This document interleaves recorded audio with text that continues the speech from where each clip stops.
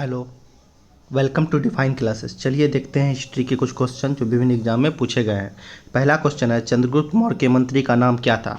Option 1 Chanakya, option 2 राक्षस, option 3 Ajatashatru, option 4 Shishunaga. तो इसका आंसर ऑप्शन 1 होगा चाणक्य। चाणक्य को ही कौटिल्य कहा जाता है।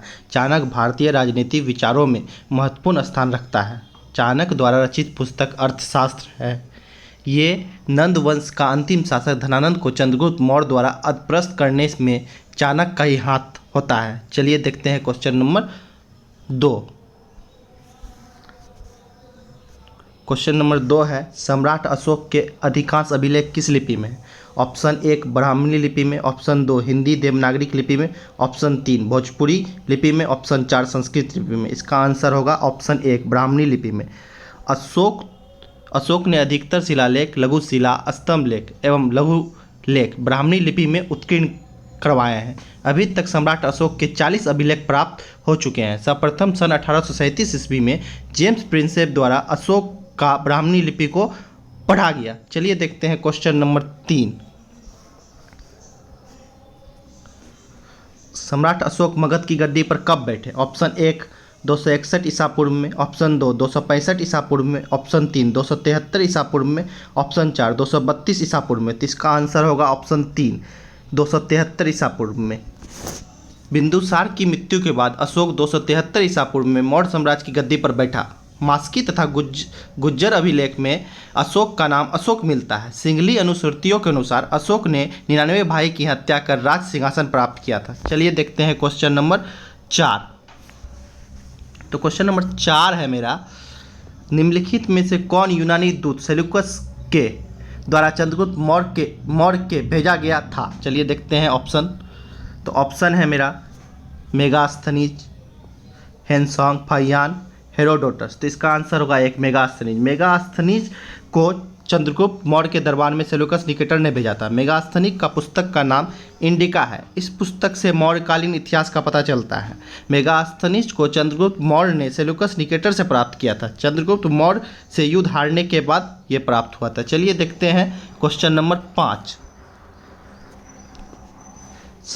मौर्य साम्राज्य की नींव डालने वाला शासक था। ऑप्शन 1 सम्राट Ashok, option 2 Chandragupta Maurya, option 3 Bindusara, option 4 Bimbisara. तो इसका आंसर होगा चंद्रगुप्त मौर्य। इसके बारे में मैं पहले भी बात कर चुका हूँ। चंद्रगुप्त मौर्य ने मौर्य साम्राज्य की नींव डाली थी चाणक्य की सहायता से।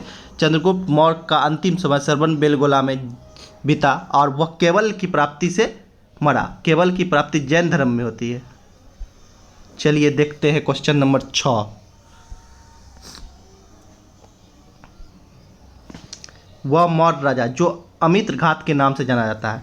Option 1 Bindusara, option 2 Shalishuka, option 3 Brihadratha, option 4 Bimbisara. इसका आंसर होगा ऑप्शन 1 बिंदुसार। बिंदुसार को अमित्र घात कहा जाता है। अमित्र घात का अर्थ होता है जिसका कोई शत्रु ना हो।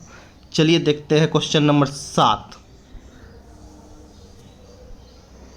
मगध राज्य का पहला ज्ञात राजवंश था। ऑप्शन 1 बृहद्रथ वंश, ऑप्शन 2 हर्यक वंश, ऑप्शन 3 पुलिक वंश, ऑप्शन 4 शिशुनाग वंश। तो इसका आंसर ऑप्शन 1 होगा बृहद्रथ वंश। बृहद्रथ वंश के बारे में कहा जाता है कि यह सबसे प्राचीनतम राजवंश था। महाभारत तथा पुराणों के अनुसार जरासंध के पिता तथा चेदी राज वसु के पुत्र बृहद्रथ ने बृहद्रथ वंश की स्थापना की थी। इस वंश के 10 राजा हुए जिसमें बृहद्रथ का पुत्र जरासंध एक प्रतापी राजा हुआ। चलिए देखते हैं क्वेश्चन नंबर 8। चालुक्य वंश का सबसे महान शासक कौन था? ऑप्शन 1 पुलकेशिन प्रथम, ऑप्शन 2 पुलकेशिन द्वितीय, ऑप्शन 3 महेंद्र वर्मन, ऑप्शन 4 नरसिंह वर्मन। तो इसका आंसर होगा पुलकेशिन द्वितीय जो कि ऑप्शन नंबर 2 में है। पुलकेशिन द्वितीय चालुक्य वंश का सबसे महान शासक था। हेनसोंग के अनुसार पुलकेशिन द्वितीय ने हर्षवर्धन को हराया था, लेकिन पल्लव वंश का राजा नरसिंह वर्मन से पुलकेशिन द्वितीय हार गया था। चलिए देखते हैं क्वेश्चन नंबर 9।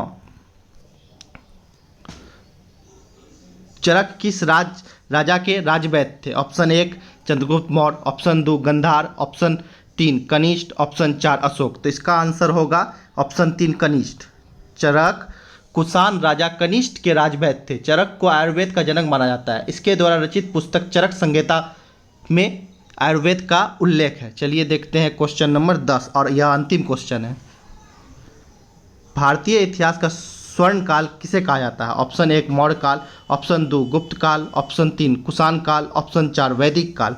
तो इसका आंसर होगा ऑप्शन 2 गुप्त काल। गुप्त काल को भारतीय इतिहास का स्वर्ण काल कहा जाता है, क्योंकि गुप्त काल में विज्ञान प्रौद्योगिकी हुई, गुप्त काल में साहित्य स्थापना हुआ, गुप्त काल में मूर्तिकला अपने चरमोत्कर्ष पर था। इस सब के कारण गुप्त काल को स्वर्णिम काल कहा जाता है। चलिए, ये मेरा लास्ट क्वेश्चन था। मेरे चैनल को लाइक, सब्सक्राइब एंड शेयर करें। चैनल का नाम डिफाइन क्लासेस है। Thank you.